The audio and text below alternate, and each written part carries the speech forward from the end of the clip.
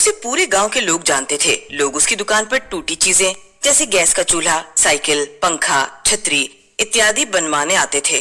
वो अपना काम बहुत ईमानदारी से करता था। एक दिन की बात है। अरे भाई राजू, कैसे हो? मैं ठीक हूँ घनश्याम, तुम बताओ कैसे चल रहा है? सब ठीक तो है?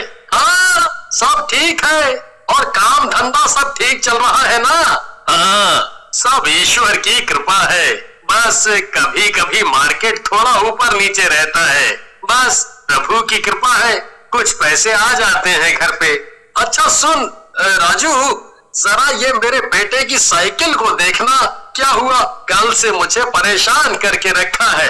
रुको जरा एक बार देखता हूँ कहाँ दिक्कत आ रही है।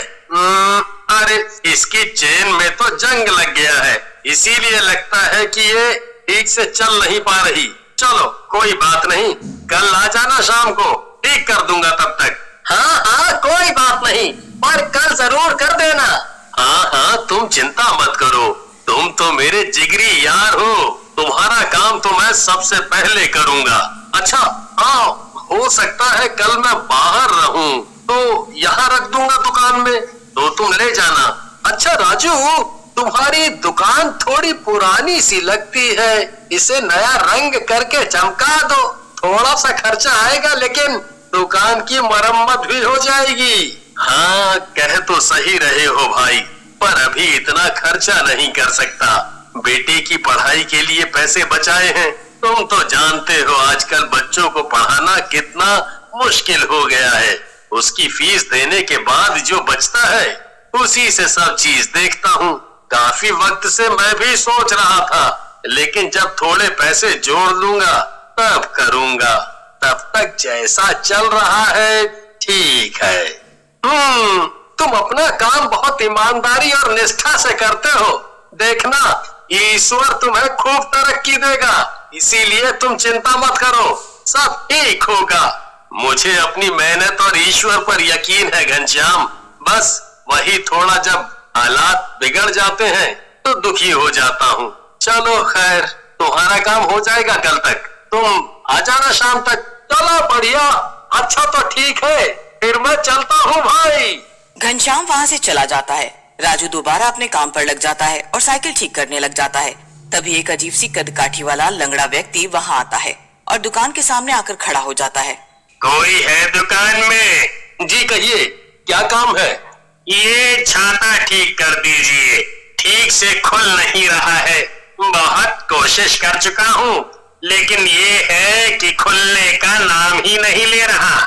एक बार जरा दिखाइए, एक बार इसे देख लेता हूँ, इसमें कहाँ दिक्कत आ रही है।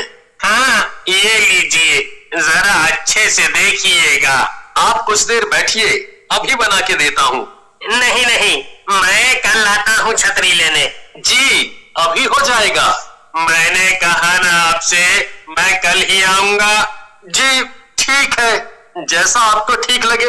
राजू को वो व्यक्ति और उसकी बातें थोड़ी अटपटी लगती हैं। वो सोचता है कि ऐसा भी क्या काम है जो थोड़ी देर रुक नहीं सकता, लेकिन फिर वो इस बात को नजरअंदाज कर देता है और अपने काम पे लौट जाता है। रात के समय वो अपनी दुकान बंद करके घर चला जाता है। अरे ओ राधा, कहाँ हो? देखो मैं तुम्हारे लिए क्या लाया हूँ। आई, आप भी ना घर के बाहर से इतनी जोर जोर से क्यों पुकारते हो? अंदर तो आ जाया करो पहले। आपको रोज समझाती हूँ, लेकिन आप तो सुनते ही नहीं हैं। क्या राधा तुम भी? आज आपको इतनी देर कैसे हो गई आने में? सब ठीक तो था ना? हाँ, वो मैं घनश्याम के घर चला गया था। अच्छा, अब बताइए क्या लाए हैं आप? पहले आंखें तो बंद करो। ऐसा भी क्या है जिसके लिए आंखें बंद करने की जरूरत पड़ रही है? अरे करो ना, ये देखो। इतना सुंदर गजरा, वाह। पसंद आया ना?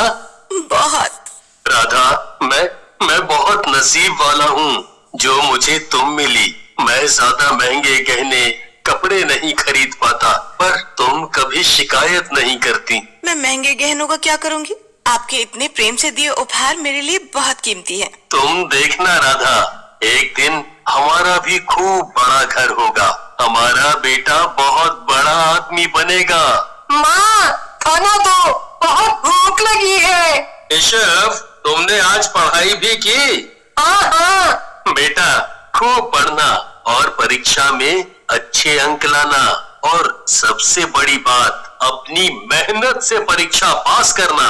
जी अच्छा, मैं सोच रहा था तेरा दाखिला बड़े वाले स्कूल में कर देते हैं, वहाँ अच्छे से पढ़ पाएगा। हमने तो जैसे तैसे अपना जीवन बिता लिया, लेकिन मैं चाहता हूँ कि तुम थोड़ा अच्छी जगह पढ़ लोगे तो तुम्हारे लिए अच्छा होगा। आप इतना खर्चा कैसे उठाएंगे पापा? वैसे भी मैं यहाँ भी पढ़ ही तो रहा हूँ, इधर भी सब ठीक है। अच्छा चलो जल्दी से खाना लगा दो, बहुत भूख लग रही है। आप रुकिए, मैं अभी लगा देती हूँ। अगले दिन फिर राजू अपनी दुकान के लिए निकल जाता है। राजू चलते चलते उसी छतरी वाले आदमी के बारे में सोचता रहता है। दुकान पर पहुंचकर वो सबसे पहले उसी छतरी को उठाकर देखता है। वो अजीब सा आदमी कौन रहा होगा? छतरी तो बिल्कुल ठीक है, फिर वो इसे मुझे क्यों पकड़ा गया? चलो आज वो आदमी इसे लेने आएगा तो तब पूछता हूँ। पूरा दिन निकल जाता है पर कोई भी आदमी छतरी लेने नहीं आता। ऐसे ही बहुत दिन बीत गए। छतरी राजू की दुकान में ही पड़ी थी। एक दिन मनसुख, जो राजू से जलता था, वहाँ आता है। केवल बाहरी दिखावे के लिए वो राजू से अच्छे से बर्ताव करता था। अरे राजू, कैसे हो? हाँ ठीक हूँ, तुम बताओ मनसुख। हाँ मैं भी ठीक ही हूँ। अच्छा मनसुख, तुम कहीं जा रहे हो क्या? नहीं तो। अच्छा, मुझे एक बहुत जरूरी काम है, तब तक तुम मेरी दुकान में बैठ जाओगे? कोई आदमी आएगा छाता लेने तो दे दोगे? हाँ हाँ क्यों नहीं। राजू दुकान मनसुख के हवाले कर कुछ देर के लिए कहीं चला जाता है। राजू के जाने के बाद मनसुख राजू के भरोसे का फायदा उठाता है। ये राजू भी कितना बेवकूफ है, पूरी दुकान मेरे भरोसे छोड़ गया है। तभी एक ग्राहक आता है। जी नमस्ते, राजू भाई कहाँ है? वो कहीं काम से बाहर गया है। कहिए क्या काम है? ये उनके पैसे देने रह गए थे, आप दे देंगे उन्हें? हाँ हाँ क्यों नहीं, दीजिए। ग्राहक वहाँ से चला जाता है। मनसुख अपने मन में सोचने लगता है। एक काम करता हूँ, इन पैसों को छुपा देता हूँ, राजू को नहीं बताऊंगा कि कोई पैसे दे गया। कुछ समय बाद जब राजू वापस आता है। उफ, बहुत धूप है, मेरा तो दम निकल गया। हो गया काम जिसके लिए गए थे? हाँ हो गया। कोई आया तो नहीं दुकान में? नहीं नहीं कोई नहीं आया। छतरी लेने भी नहीं आया कोई क्या? कैसी छतरी? अरे ये छाता कब से दुकान में पड़ा हुआ है, कोई आता ही नहीं इसे लेने। अच्छा त्योहार है, घर में नया फर्नीचर ले आते हैं। HDFC बैंक एक्सप्रेस वे आ गया है ना। अब इस त्योहार नो इंतजार, HDFC बैंक लाया है एक्सप्रेस वे, जहाँ मिलेंगे लोन्स, न्यू अकाउंट्स, कार्ड्स और उनके ऑफर्स भी झट से। अच्छा, तुम्हारा बहुत बहुत धन्यवाद। नहीं नहीं उसकी कोई जरूरत नहीं। अच्छा अब मैं चलता हूँ। अच्छा ठीक है। बाहर बहुत धूप हो रही है, ऐसा करो ये छाता मुझे दे दो, मैं अगले दिन वापस कर दूंगा। हाँ वैसे भी इसे लेने कोई आता नहीं। मनसुख वहाँ से छाता लेकर निकल पड़ता है। वो मन ही मन बहुत खुश होता है कि आज उसने झूठ बोलकर पैसे लिए हैं। तभी उसे बहुत ज्यादा गर्मी लगने लगती है। ये अचानक इतनी गर्मी क्यों बढ़ रही है? छाता है फिर भी। मनसुख को ऐसा लगता है जैसे उसके साथ कोई चल रहा हो। अचानक उसके कंधे पर किसी का हाथ आता है।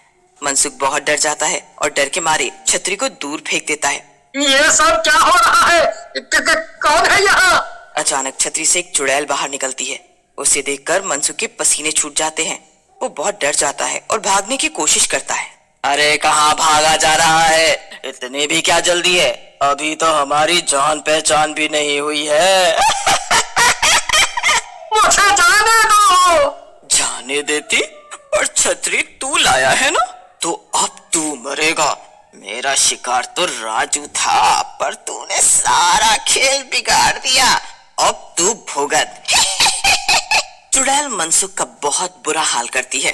वो मनसुख को जान से मार डालती है और उसकी लाश को नदी में फेंक देती है। छतरी फिर से पहले जैसी बन जाती है। अगले दिन गांव वाले मनसुख की लाश को नदी से निकाल देते हैं। कोई नहीं समझ पाता कि आखिर मनसुख की मौत हुई तो कैसे हुई। राजू दुकान में बैठा सोचता रहता है। तभी वहीं अजीब सा लंगड़ा आदमी उसकी दुकान पर आता है। कैसे हो भाई? ठीक हूँ। मेरी छतरी बन गई? जी, आपकी छतरी तो कब की बन गई थी। आप उतने दिनों से आए ही नहीं, तो वो मैंने किसी को दे दी थी।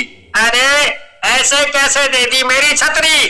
जरा देखो तो, यहीं कहीं होगी। ये कैसे हो सकता है? जब मैंने किसी और को दे दी थी तो। एक बार देखो तो सही। अचानक राजू की नजर एक कोने में पड़ती है। उसे वही छतरी दिखाई देती है। उसकी समझ में कुछ नहीं आ रहा था कि ये सब क्या हो रहा है। ये कैसे हो सकता है? ये छतरी तो मैंने मनसुख को दी थी, फिर यहाँ कैसे आ गई? लो भाई मेरा छाता दो। लीजिए आपकी छतरी।